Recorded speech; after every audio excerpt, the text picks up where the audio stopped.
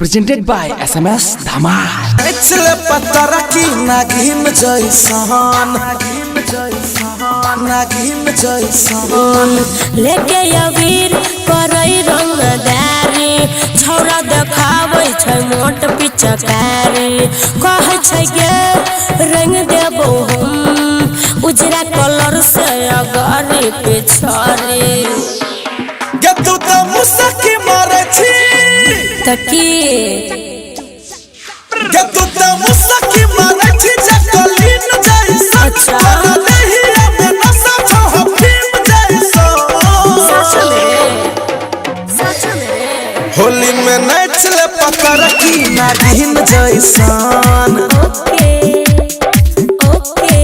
होली में नाचले पत्थर की नागिन जैसन तो तू नाच रे सन्नू कुमार। फागुन महीना चढ़ गई है छोड़िया का नक्शा बिगड़ गई है फागुन महीना चढ़ गई है छोड़िया का नक्शा बिगड़ गई है आलू चॉप चाउमीन आलू चॉप बर्गर खा के पहले से ज्यादा पसर गई है कमर हिला के दिल धड़का के नखरे दिखा के गोई पगला के और क्या पहले से ज्यादा बिगड़ गई है कच कच आँख छोरा मारे छारे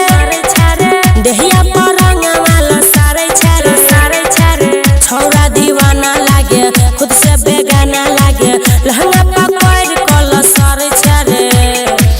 होली में बलजोरी करे छ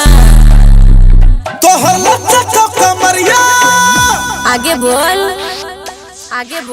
तोहर लच्चा को कमरिया क्वीन जैसा और गलिया के टेस्ट नमकीन जैसा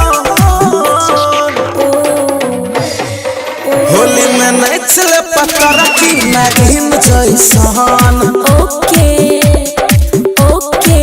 होली में नाचले पत्थर की नागिन जैसन तो तू कथी करबी रे singing by mega star Sannu Kumar mix by Abhishek DJ गुड मधुबनी सन्नू कुमार एडवांस बोले नवल धीरू हमर चोली खोले पी के शराब एलै नियत खराब भेलै चहले सोनो के नशा होले और पिए के तो बाकी छी रे के तू त लव यू कहै छी चुप झूठा केकरा रे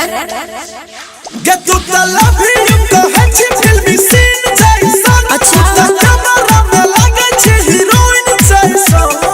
ओह माय गॉड होली में नाचले पत्थर की नागिन जैसन तू कमर हिला ले होली में नाचले पत्थर की नागिन जैसन तले या तू नाग जैसा नाच